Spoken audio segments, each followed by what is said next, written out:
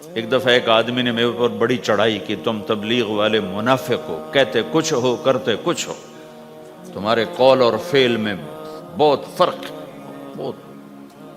جب ان کا غصہ اتر گیا تو میں نے ان سے کہا بھائی 100 نمبر تو اللہ نے بھی نہیں مانگے، آپ کیوں مانگتے ہو؟ اللہ نے کہا ہے فمن ثقلت موازینہ، جس کی نیکیاں بڑھ جائیں گی گناہ تھوڑے ہوں گے تو پاس کر دوں گی۔ تو 100 نمبر تو اللہ نے بھی نہیں کہا کہ ایک گناہ تیرے کھاتے میں نہیں ہونا چاہیے، 100/100 نمبر لے گا تو جنت دوں گا، نہیں تو ریپٹ مار کے جہنم میں ڈالوں گا۔ تو 100 نمبر تو اللہ بھی نہیں مانگتا، اسے پتہ ہے میرا بندہ کمزور ہے، کبھی گناہ کرے گا کبھی نیکی کرے گا۔ تو وہ کہتا ہے جس کے پاس 51 نیکیاں ہوئیں اور 50 گناہ ہوئے، تولوں گا تو 51 جھک جائیں گے نا، 50 معاف۔ مثال دے رہا ہوں میں، ہمارے علاقے میں ایک زمیندار تھے، وہ ذکر بھی بہت کرتے تھے، گالیاں بھی بہت دیتے، ادھر سبحان اللہ او تیرے فلانے، الحمدللہ کے ساتھ ایک پھکڑ تولتے تھے، ساری زندگی وہ ایسا ہی کرتے رہے۔ جب وہ فوت ہو گئے تو کسی نے ان کو دیکھا تو انہوں نے پوچھا کہ میاں صاحب آپ کے ساتھ کیا ہوا، آپ تو گالیاں بہت دیتے تھے۔ خود انہوں نے یہ پوچھ رہے آپ تو گالیاں بہت دیتے تھے تو آپ کے ساتھ کیا ہوا؟ کہ اللہ تعالیٰ نے میرے ذکر اور میری گالیوں کو تولا تو میرا ذکر بڑھ گیا تو میری بخشش ہو گئی۔ اللہ نے بھی کاؤنٹنگ رکھی ہے، پرفیکشن مانگی ہی نہیں۔ اگر اللہ پرفیکشن مانگتا تو پھر آپ کہتے تم کرتے کچھ ہو کہتے کچھ ہو۔ اگر میں کہتا صحیح ہوں تو ایک نیکی تو کر رہا ہوں، اور کرتا نہیں ہوں تو ایک گناہ کر رہا ہوں، کیا پتا میرا رب میرے کہنے کے طفیل میرے نہ کرنے کو معاف کر دے۔ بس ایک صورت میں ہے کام خطرناک کہ اگر میں اس کہنے سننے کو اپنی دنیا بنانے کا ذریعہ بنا لوں پھر خطرناک ہے۔ تأمرون الناس بالبر وتنسون انفسکم وانتم تتلون الکتاب، وہ یہ آیت ہے۔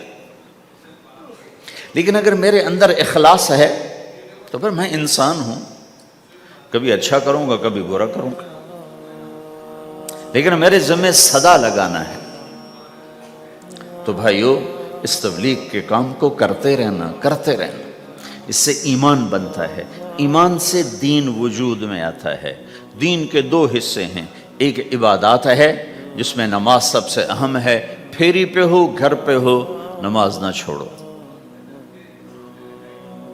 رمضان کے روزے ہیں، اللہ پھر رزق زیادہ دے دے، حج کرو، زکوٰۃ دو، لیکن عبادات بڑی محدود ہیں اور اس میں کثرت اللہ نے مطالبہ بھی نہیں کیا، بلکہ اللہ تعالیٰ نے اس میں اعتدال ہی کو پسند فرمایا ہے۔ اللہ تعالیٰ نے ہمارے نبی لمبی لمبی نمازیں پڑھتے تھے تو اللہ تعالیٰ نے روک دیا کہ ما انزلنا علیک القرآن لتشقی، میرے نبی میں نے تمہیں قرآن اس لیے نہیں دیا کہ تو لمبی لمبی نمازیں پڑھ کے تھکتا رہے، درمیان نہ چل۔ اللہ کے نبی نے تبلیغ میں زیادہ زور دکھایا تو اللہ نے اس پر بھی کہا فلا تذهب نفسك علیہم حسرات، اتنا غم نہ کیا کر کے تو خود ہی ہلاک ہو جائے، نہیں ایسا نہ کر۔ تو عبادات محدود ہیں اور اس میں اعتدال مطلوب ہے۔ سارا دن مصلی پہ بیٹھنا یہ اللہ نہیں دیکھنا چاہتا، اللہ یہ دیکھنا چاہتا ہے کہ تو باہر جا تاکہ میں دیکھوں کہ اب تو کیا کرتا ہے۔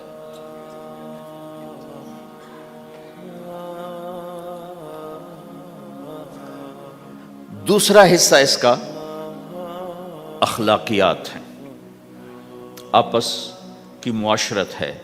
دین جو اثر انداز ہوتا ہے وہ معاشرت سے اثر انداز ہوتا ہے، عبادت سے نہیں،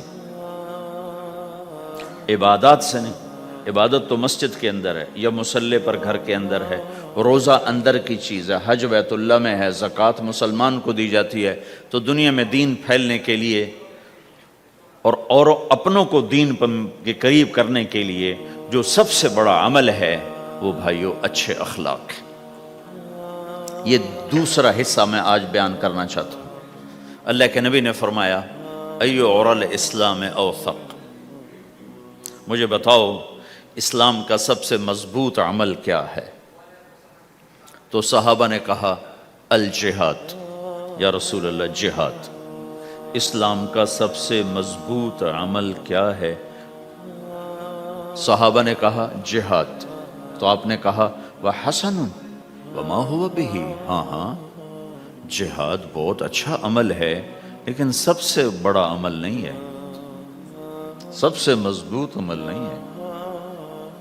انہوں نے کہا جی الصلاۃ، نماز، تو ہم نے کہا ہاں وَحَسَنَةٌ وَمَا هِيَ بِهَا، نماز بھی بہت اچھی چیز ہے لیکن وہ نہیں جو میں پوچھ رہا ہوں، سب سے اعلیٰ، سب سے اوپر، سب سے مضبوط نہیں۔ تو انہوں نے کہا جی الحج، حج، تو آپ نے کہا حج بھی بہت اچھا عمل ہے لیکن وہ نہیں جو میں نے پوچھا ہے۔ پھر صحابہ نے کہا جی روزہ، آپ کا روزہ بھی بہت اچھا ہے لیکن وہ نہیں جو میں نے پوچھا ہے۔ تو پھر صحابہ نے کہا یا رسول اللہ پھر آپ ہی بتائیں، ہمیں تو نہیں پتا۔ تو ہمارے نبی عبادات سے اوپر لا رہے ہیں، اپنے ساتھیوں کو عبادات پہ قائم کر دیا۔ ہر آدمی نمازی بن چکا ہے، ہر آدمی روزے دار بن چکا ہے، ہر آدمی مالدار زکوٰۃ دینے والا بن چکا ہے، اور ہر آدمی حج کا جذبہ پیدا کر چکا ہے۔ اب آپ ان کو اخلاق پہ لانا چاہتے ہیں، چونکہ اسلام کی تکمیل اخلاق سے ہے۔ اسلام کو تشبیہ دی گئی ہے گھر کے ساتھ، بنی الاسلام علی خمس، تو بنیا کا لفظ عمارت پر بولا جاتا ہے، تو اسلام کی بنیاد میں ہے کلمہ، نماز، روزہ، حج، زکوٰۃ۔ اگر اس مسجد کی بنیادیں بھر دی جائیں تو اس کو مسجد تو نہیں کہیں گے نا، ہاں جی بنیادیں ڈال دی ہیں، چھت ڈالنی ہے، جب چھت پڑے گی تو پھر یہ مسجد کہلائے گی۔ تو اسلام کی بنیاد قائم ہو چکی تھی، اب آپ چھت ڈالنا چاہتے تھے۔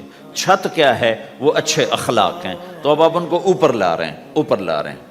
تو آپ نے جب پوچھا تو انہوں نے وہی کہا جو انہوں نے ابھی سیکھا تھا، نماز، روزہ، جہاد، حج، لیکن آپ نے سب کی نفی کر دی، نہیں یہ بھی نہیں، یہ بھی نہیں، یہ بھی نہیں، یہ بھی نہیں۔ کہا اچھا یا رسول اللہ آپ بتائیں، تو آپ نے فرمایا ان اوثق عر الاسلام الحب للہ والبغض للہ، اسلام کا سب سے مضبوط عمل وہ آپس میں اللہ کے لیے محبت کرنا ہے۔ اسلام کا سب سے مضبوط عمل وہ آپس میں اللہ کے لیے محبت کرنا ہے۔ اسلام کا سب سے مضبوط عمل وہ محبت ہے، اللہ کے لیے بغض ہے، اللہ کے لیے محبت ہے، یہ اسلام کا سب سے مضبوط عمل ہے۔ تو بھائیو، یہ چھوٹا سا معاشرہ اسلامی بن جائے، اس کے لیے بنیاد میں نے پہلے بتا دی، اب چھت بتا رہا ہوں، وہ ہیں اچھے اخلاق۔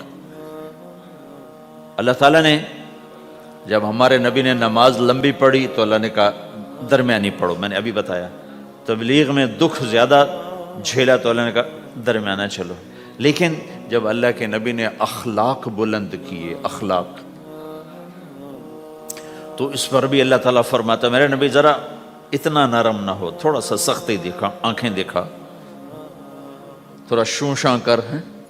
تو میرے رب نے کیا کہا؟ واہ، میرے رب نے آپ کے اخلاق کی جیسی تعریف کی ہے، آپ کے کسی عمل کی ایسی تعریف نہیں کی۔ نماز کو کہا معتدل، اعتدال، دعوت کو کہا اعتدال، اور اخلاق کو کیا کہا؟ انک لعلی خلق عظیم، اور اس کو طاقت پہنچائی قسم اٹھا کے، نون، پھر قسم اٹھائی قلم کی جو علم کا ذریعہ ہے، والقلم وما یسطرون، مجھے قسم ہے قلم اور اس کی تحریر کی، ما انت بنعمت ربک بمجنون وان لک لاجرا غیر ممنون۔ ان دو آیتوں کو چھوڑ کر اگلی جو آیت آ رہی وانک لعلی خلق عظیم، اے میرے محبوب میں قسم اٹھاتا ہوں قلم اور اس کی تحریر کی، تیرے اخلاق بڑے عالی شان ہیں۔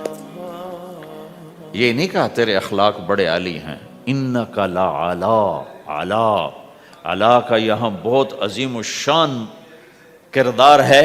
علا یہ بتا رہا ہے کہ اے میرے نبی جتنے اخلاق تصور کیے جا سکتے ہیں وہ سب تیرے تابع ہو چکے ہیں، اور تو ان پہ سوار ہو چکا ہے، تو ان پہ چھا چکا ہے۔ علا چھا جانے کے لیے ہوتا ہے کہ تمام اخلاق تیرے غلام ہو چکے ہیں۔ ایک دفعہ آپ نے فرمایا اچھے اخلاق 360 قسم ہیں، 360 قسم، 360 صفات کا مجموعہ اچھے اخلاق. کوئی ایک صفت کسی کو مل گئی تو جنت میں چلا جائے گا. تو ابو بکر رضی اللہ عنہ سامنے بیٹھے تھے, کہنے لگے یا رسول اللہ افی منہا شیء, ان 360 میں کوئی میرے اندر بھی کچھ ہے؟ تو آپ نے کہا تیرے اندر سارے کا سارا, کوئی کمی کوئی نہیں, پورے. یہ آپ نے اور کسی کو نہیں کہا, صرف آپ نے یہ ابو بکر سے فرمایا کہ ابو بکر تیرے اندر پورے اخلاق 360. تو بھائیو, آپس کی محبت اور اچھے اخلاق یہ اسلام کا سب سے چوٹی کا سبق ہے, سب سے اعلیٰ درجے کا سبق.